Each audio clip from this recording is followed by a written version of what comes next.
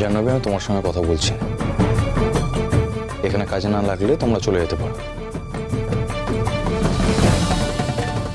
তা কি করে হয় ঋষি? ওদের সামনে তুমি আমাকে এইভাবে অপমান করবে, ওরা তো সেটা দাঁড়িয়ে দাঁড়িয়ে দেখবে না, নাহলে আমাকে জব্দ করা কি করে হবে?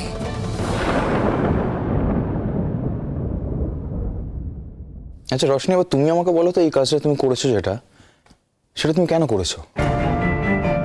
আর তুমি বা এতে সাথ দিয়েছো কেন? হ্যাঁ বৌদিমণি, তুমি বা এতে সাথ দিয়েছো কেন?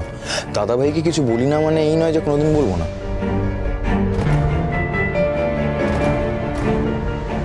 আর দাদা ভাই যদি এটা জানতে পারে, দাদা ভাই কিন্তু কোনো মতেই এটাকে সমর্থন করবে না। দাদা ভাই কিন্তু চাইলেই তোমাকে বাপের বাড়ি পাঠিয়ে দিতে পারে।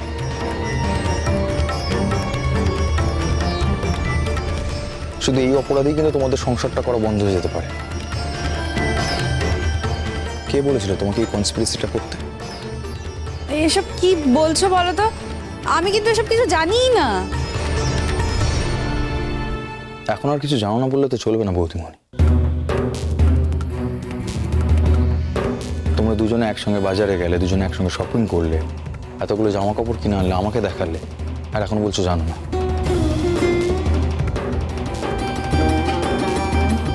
সিম্পলি নিজের গা বাঁচানোর চেষ্টা করছো।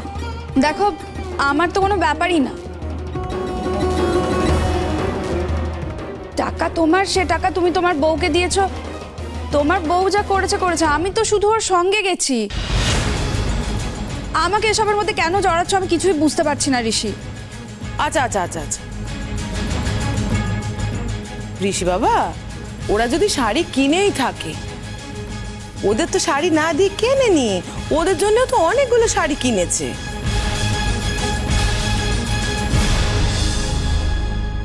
তুমি এই ব্যাপারটাকে সমর্থন করছো মেজমা?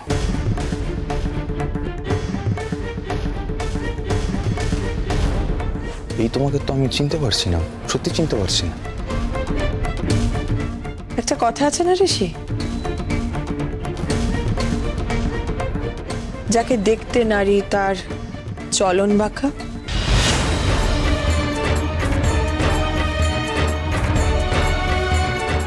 দিদিভাইয়ের হয়েছে সেই অবস্থা। ওদের দেখতে পারে না বলে দিদিভাই কখনোই ওদের হয়ে কথা বলে না।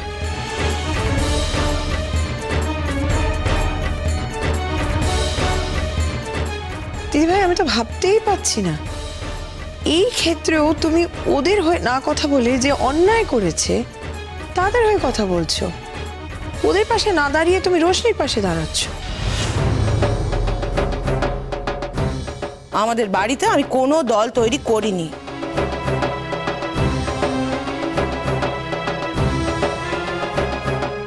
ওরা কোনো দলের মধ্যে পড়েই নে।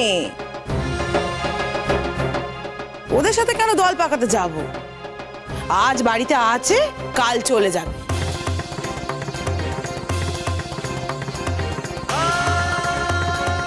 তাদের জন্য আমি আমাদের বাড়ির বউদের সঙ্গে অশান্তি কেন করব ছোট? তোমার বাড়ির বউরা মিথ্যে কথা বলছে, অবিচার করছে, তার জন্য শাস্তি নেই কোনো তাদের? কেন করলে রোশনি এমন কাজ?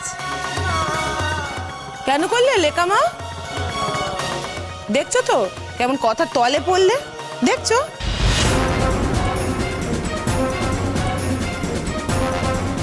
মেজমা, ওদেরকেও তো অনেক দামি দামি শাড়ি দিয়েছি। আসলে কি বলতো, ওই শাড়িগুলো না আমার খুব পছন্দের, ভেবেছিলাম ওর তত্ত্বে ওই শাড়িগুলো সাজিয়ে দেবো। আমরা নিজেদের জন্য কিনিনি।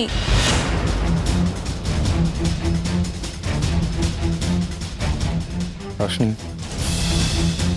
একটা কথা জানো তো, মিথ্যে কথা তুমি যত বলবে তত তোমার চরিত্রটা ধরা পড়ে যাবে সকলের সামনে।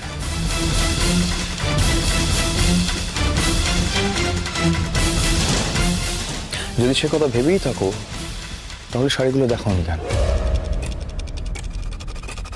এখন আবার একটা মিথ্যে কথা বলছো, তার মানে? আমি ভুলে গেছিলাম। মিথ্যে কথা না, মিথ্যে কথা নয়, বলছি তো আমি ভুলে গেছিলাম।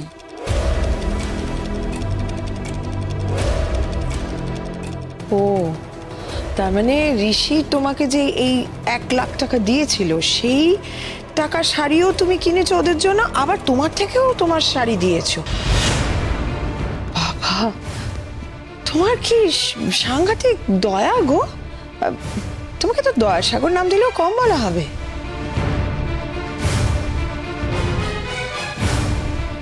ছোট মা, তুমি আমাকে একটা কথা বলো তো, তুমি এর মধ্যে ঘোট পাকাতে যাচ্ছ কেন?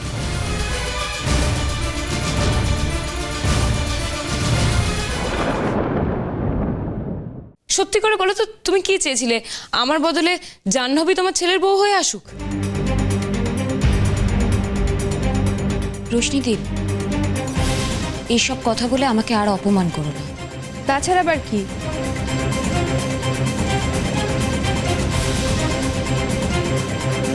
আর এখানে দাঁড়িয়েই বা আছো কেন? ঋষি তোমাদের বললো না এখান থেকে চলে যেতে, তাও তো যাচ্ছ না। কি করে চলে যাব বৌমা? আমাদের নিয়ে তোমরা ঘোট পাকাচ্ছ, আমাদের জন্য তোমাদের বাড়িতে অশান্তি লাগছে, আর আমরা এখান থেকে চলে গিয়ে মুখ লোকাবো, তেমন ধাতের আমরা না।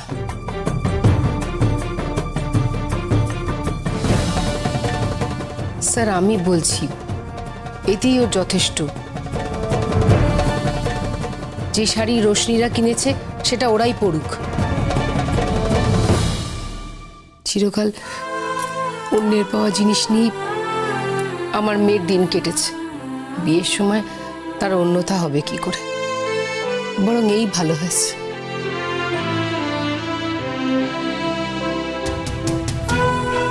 রোশনি যা শাড়ি দিয়েছে তাতেই ওর বিয়ে কেটে যাবে। আর তাছাড়া আশ্রিতদের জন্য কেউ এত করে নাকি?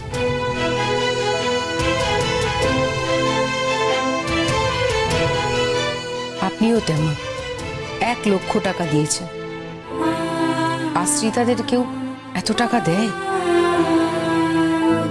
ঋষি বাবা, এই নিয়ে অশান্তি আর বাঁধিও নে আর অশান্তি। ঋষি বাবা, তোমাকেও বলি ঋষি বাবা, সেই ওদের শাড়ি কিনতে যখন 1 লাখ টাকা এদের দিলেই, রশনিকেও তো তোমার কিছু দেওয়া উচিত ছিল। ওর প্রতি তুমি এই বিবেচনাটুকু করতেই পারতে। হ্যাঁ, ও সেই জন্য যার জন্য কিনতে দিয়েছি তাকে না দিয়ে নিজের জন্য কিনে ফেলবে সব।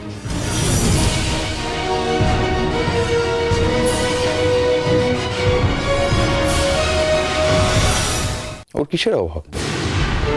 কি নেই ওর?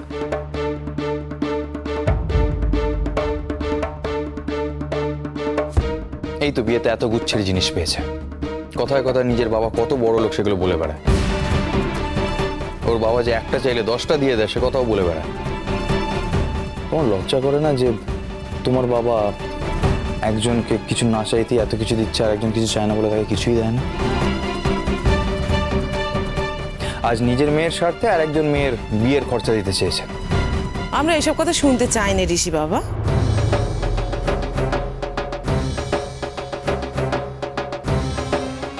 এটা ওদের পরিবারের ব্যাপার।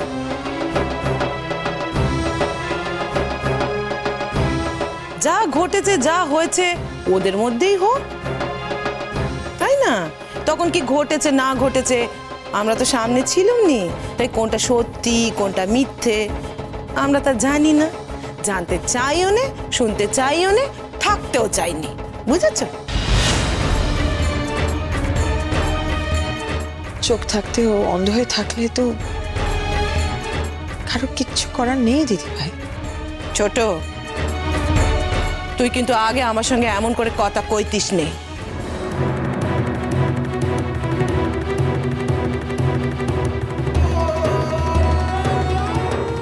এখনো তোমাকে কথাগুলো বলতে চাই না দিদি ভাই,